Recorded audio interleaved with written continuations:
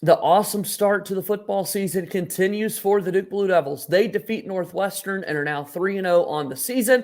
Let's discuss it all here on the podcast today. Hi, everybody. Dick Vitale. Hey, make sure you listen, man, to Locked On Blue Devils with J.J. Jackson. He's awesome, baby. You are Locked On Blue Devils, your daily podcast on the Duke Blue Devils, part of the Locked On Podcast Network, your team every day.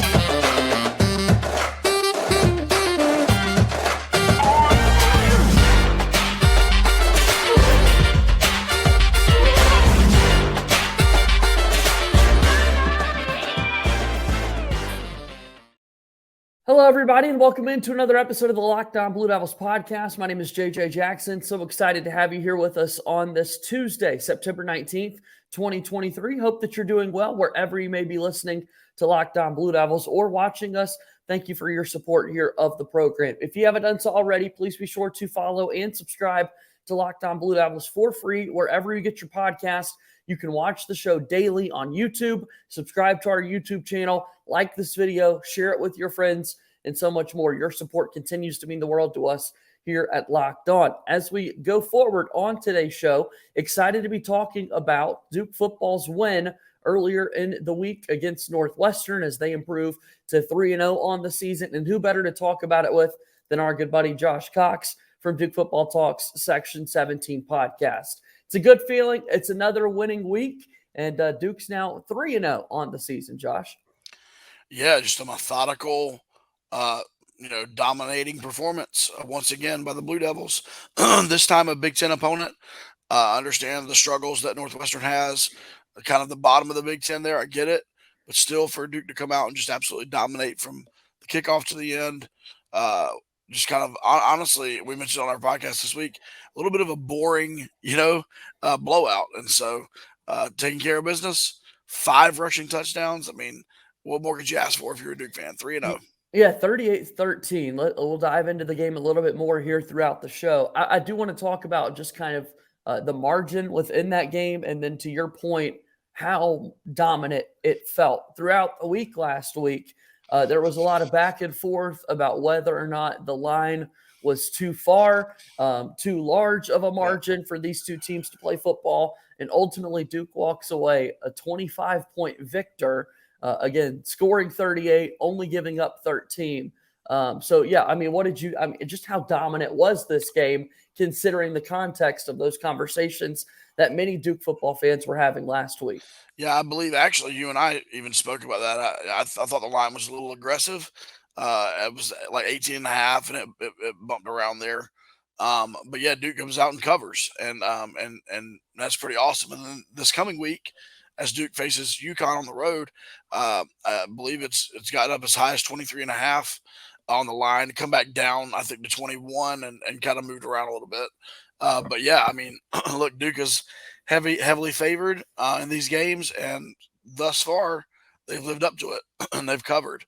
And let's just hope that continues, Absolutely hope that it continues for the Duke squad. Another good performance for quarterback Riley Leonard, but as you said, it was the ground game that found themselves in the end zone. Some great passing plays to set up run scoring opportunities, no touchdowns through the air. Everybody was scoring via the ground game. So what was the key to being so successful running the football, do you think? Well, it's the offensive line. I mean, at the end of the day, those guys are showing their dominance once again, playing a Big Ten opponent, but really just manhandling that front, in the trenches there with the offensive line. Shout out to the tight ends, Nicky Dalmala and Jeremiah Hazley. Just sealing those those edges. Excuse me. And really opening up things for Jordan Waters. 2 more touchdowns for Jordan. He's got 5 on the season. Riley with 2 touchdown runs, and then first career touchdown run for true freshman Peyton Jones. And so, at the end of the day, I know that there are Duke fans asking, about the vertical passing game. And we did see Riley connect with Jalen Calhoun on a beautiful, 25, 30-yard pass play. Jordan in the slot there. Jalen Calhoun in the slot there, beating his man. So we did see that. But at the end of the day, why would you risk throwing the ball like crazy when you can turn around, hand it off? I believe both backs rushed for over 6 yards a carry, Jacquez Moore and Jordan Waters. So why in the world would you throw the ball when you're blocking so well and you can just hand it off? Yeah, the total team numbers is what I went to. So the team rushing stats for Duke in this one, 268 yards on the ground on 40 carries. As a team, Duke averaged 6.5 yards per carry, 6.7 to be exact. So, no, I'm right there with you. Running the ball so effectively, keep handing it off, keep running the rock if you're going to walk away with results like that. So that's something that's really good to see. And it's kind of that running back by committee approach that we talked about a lot in the preseason, even last season. Again, trying to figure out, okay, who's going to be that next featured back type player following Mateo Durant's graduation from the program. And it's been kind of a mix over the last few seasons. And 3 games into it, it doesn't really feel as though there's a guy pulling away. Maybe Jordan Waters just from the seniority perspective, and he's putting together good games. But Jacquez Moore, Peyton Jones, Jalen Coleman hasn't really factored in just yet. But they're all making a case for, hey, I want my carries too. Oh, for sure. And they're different backs. I mean, at the end of the day, Jordan Waters is really a north-south, run-you-over kind of back. This year, I feel like he's improved at finding the hole and then getting there. Last year, we felt, as all 4 of us on our podcast, felt like he did a lot of tiptoeing and a lot of there was just a lot of delay. This year, it seems like he knows what he's doing, where he's going. He gets there, he goes north-south. Jacquez is a little bit of a different runner. Jacquez can get out of space, as we saw this past week. Looked like he was bottled up on an inside run. He cuts it outside to the left, and he's gone for 15, 20 yards. So just different runners there. Peyton Jones is going to be interesting to see. He kind of fits both. Looks like he can run some people over. He's a big kid, but also he's got some great speed. So yeah, the combination there. And all praise to Jordan Waters. I mean, this is a kid who came into Duke as a safety, transferred over to the running back position after his freshman season. And it seems like, just like Terry Moore's done the opposite, it seems like Jordan Waters has just developed into a good all-ACC type running back for Duke this season. So you're right. If there's been one guy that has somewhat stood out, it's been Jordan Waters. Kudos to him as a senior, a guy who's paid his dues, put in his time, and it's paying off in a senior season. On the season, and the Blue Devils now get set for a game against UConn. Let's take our first time out here on the show today and tell you about some of our good friends. Lockdown Blue Devils here today is brought to you by our friends over at Gametime. If you're thinking about buying last-minute tickets to any game out there, I got to tell you about our friends at Gametime. It is the #1 spot for last-minute ticket deals. You want to make sure that this is a part of your life. Forget planning months in advance. Gametime has deals on tickets right up to the day of the event.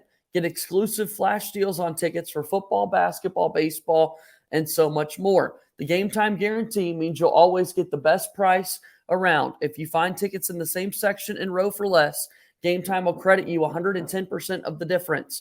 Get images on your seat before you buy. Go ahead, download the Gametime app, create an account, and use code LOCKEDONCOLLEGE for $20 off your first purchase. Terms apply. Again, create an account, redeem code LOCKEDONCOLLEGE for $20 off. Download Gametime today. Last-minute tickets, lowest price guarantee. Moving forward here on today's episode of Locked On Blue Devils, JJ Jackson alongside Josh Cox from Duke Football Talks Section 17 podcast. All right, tell me a little bit more about Riley Leonard and his performance that we saw on Saturday. I mean, as we mentioned earlier, his passing numbers are not gaudy yet because Duke has not had to throw the ball like crazy. But his rushing numbers are excellent. His passing efficiency is good. If you remember back 2 weeks ago, he went 12 for 12. I believe this past week he was, 15 for 20 or something like that throwing the football. The thing that I would say about him is the mental game, the mental aspect of it. He is in full control. Looks like the game is really slowed down for him, and he makes the right decision. He knows when to tuck and run. He knows when to get rid of the football.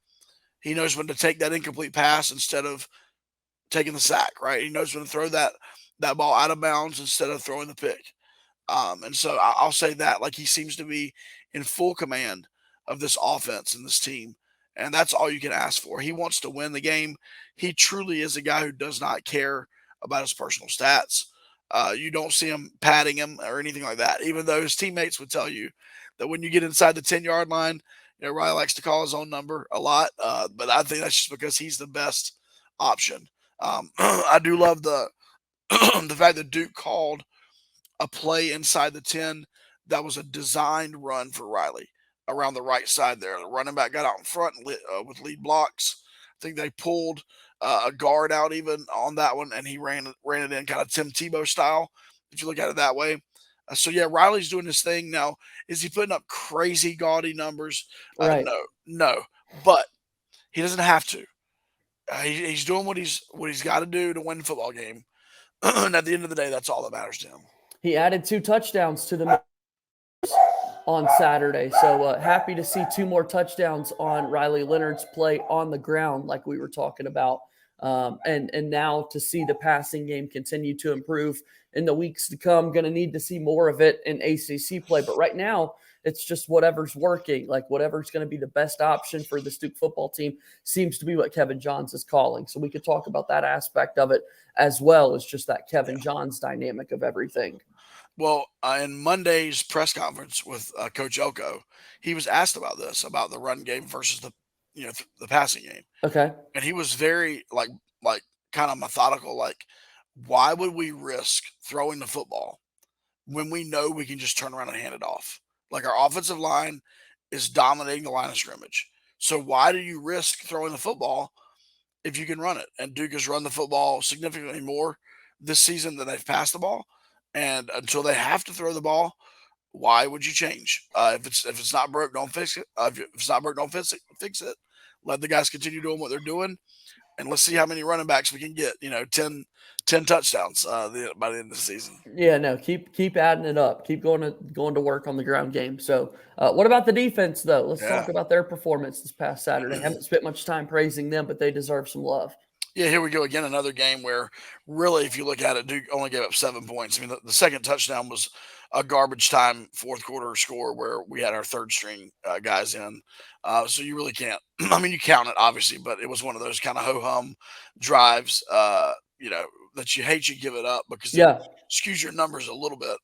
But a couple of significant plays, in my opinion. The first one, Kendall Johnson, freshman linebacker, first career sack.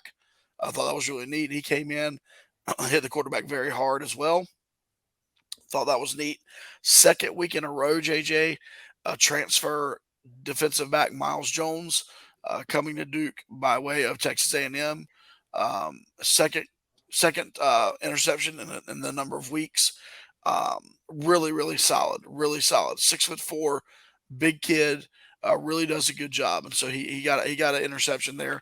So the defense played well. There's a little bit of a slow start sometimes on the defense. It's like they need to wake up a little bit. But this game, Northwestern got the ball first, and Duke stopped them, and then came down and immediately scored. So that defense did their job, and so we're getting to see a little bit more of the two deep as well.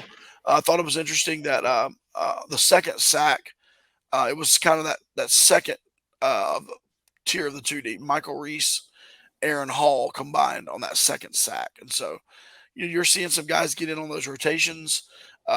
This game you got to see some players get in towards the end. I mean, Brandon Johnson was able to sit down, and you saw Placide and Drew Sungu come in and play his role. Cam Bergeron came in as well and got some good minutes. And so you're getting to see that depth. And at the end of the day, what's gonna give Duke the upper hand in November, right? Is going to be the fact that they have some depth. The fact that if someone does get banged up, someone can step in, next man up. And we're seeing these guys that are in the two deep, maybe second or third on the two deep. They're getting significant minutes because Duke is taking care of business, especially on the defensive side of the football. And so you can never be too deep. You can always use more guys. And it's just a good thing to see. We saw another installment of the Jeremiah Lewis story as well with going against his former team, the Duke Blue Devil turned Northwestern Wildcat, turned Duke Blue Devil once again. Yeah, that had to be special for him, man. Obviously he's got a lot of friends over there at Northwestern, and then he's playing, right now with an injured thumb. I believe it's a thumb, something on his hand.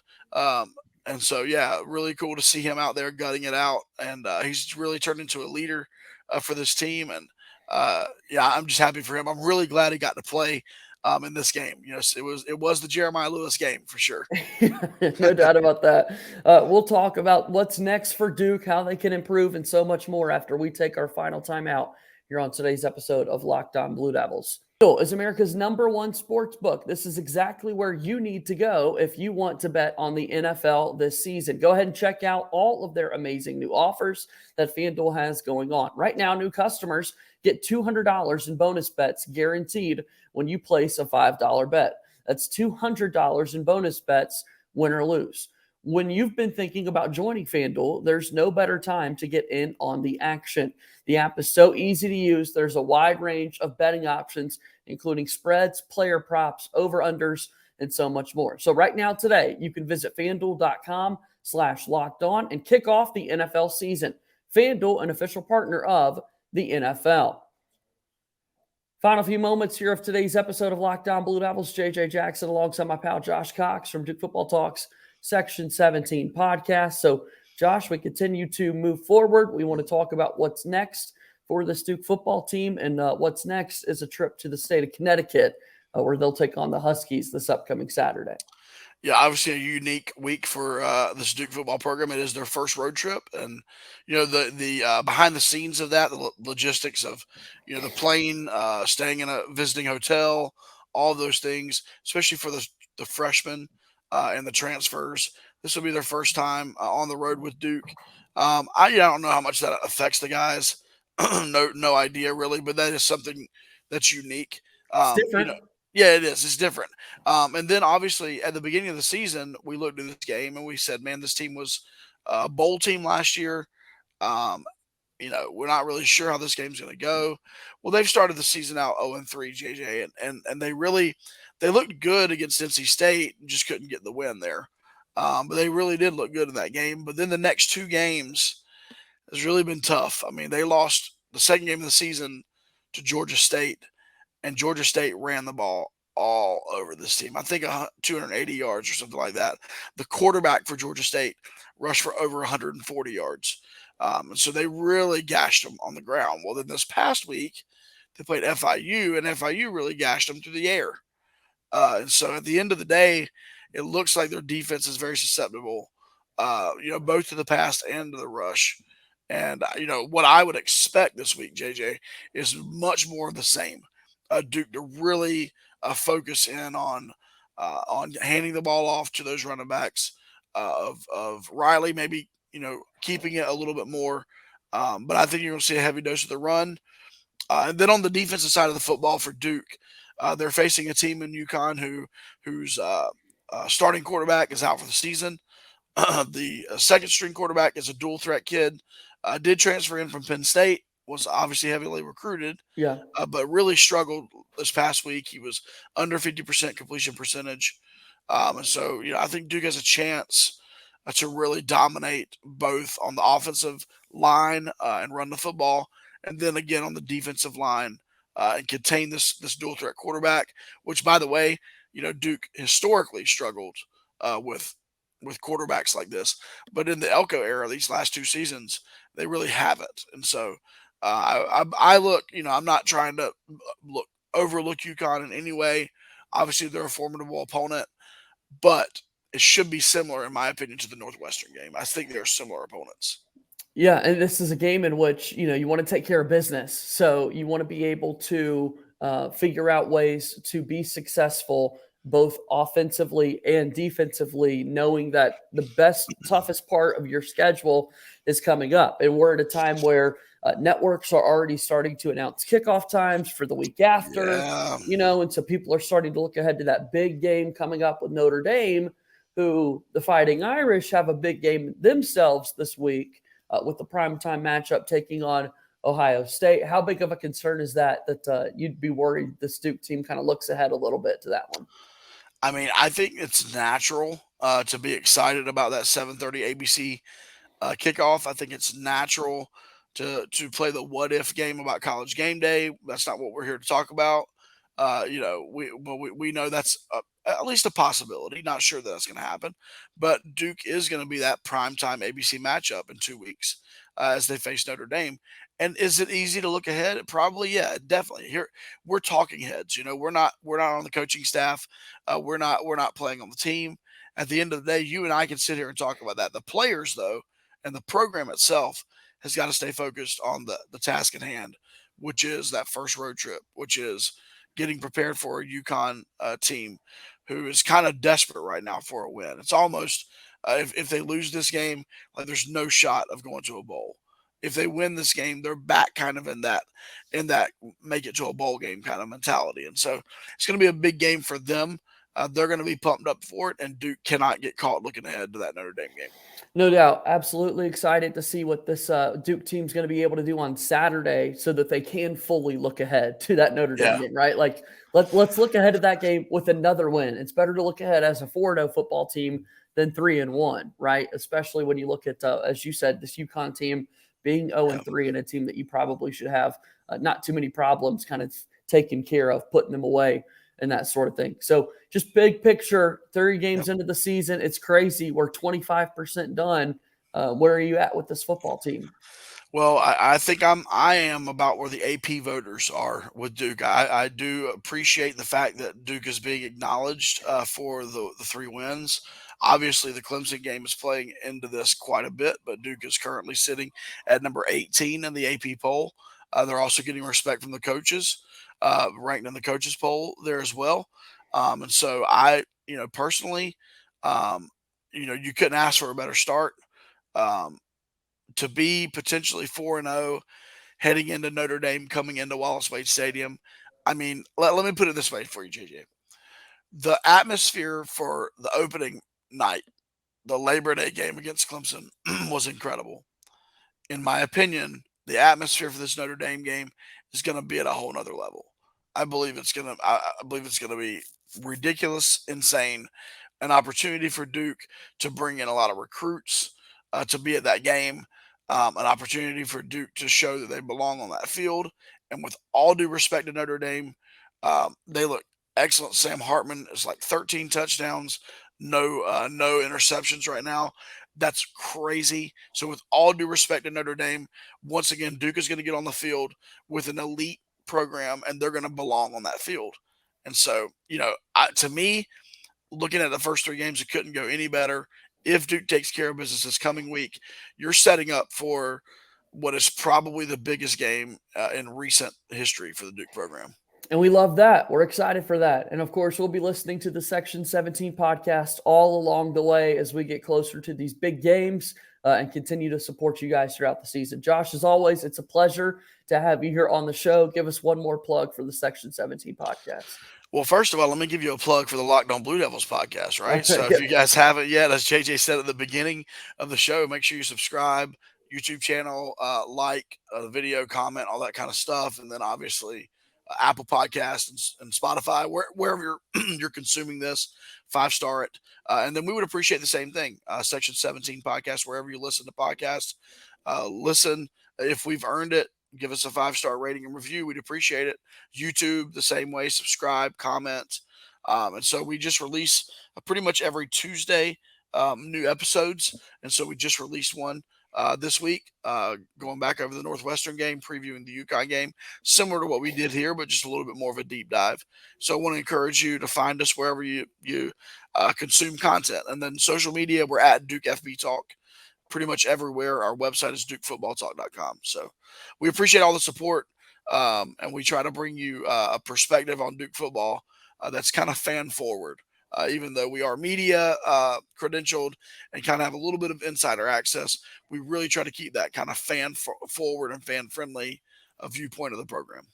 Please make sure you go check out their work, support it, and again, follow them on social media at Duke FB Talk, at Joshua Cox on Twitter for awesome Duke football content and just other thoughts that Josh has throughout his daily life, which is great. So, Josh, as always, can I tease it? Can I tease it real quick, JJ? Tease anything, man. So here's I'm going to give you a little bit of an exclusive. We haven't even in fact our Section 17 podcast, we did not tell who this is. So this is only for people that listen and watch Locked On Blue Devils. So not every week, but most weeks we try to bring someone in who's connected to our opponent.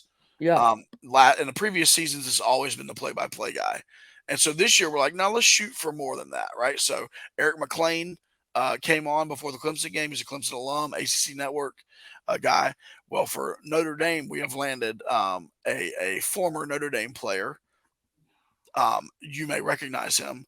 I know the ladies that are football fans would know who he is. He's one Mr. Brady Quinn, one of the most beautiful men in the world.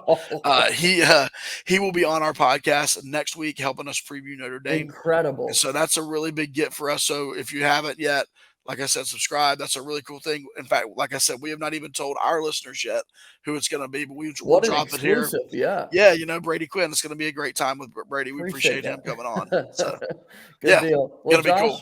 We'll talk to you soon then, man. Thanks for the time. JJ, have a great day, man. We'll see you. All right, that's Josh Cox joining us here on our show today, and that's going to do it for this episode of Locked On Blue Devils. Thanks for your support, as always. We'll talk to you tomorrow. My name is JJ Jackson. Thank you, and good day.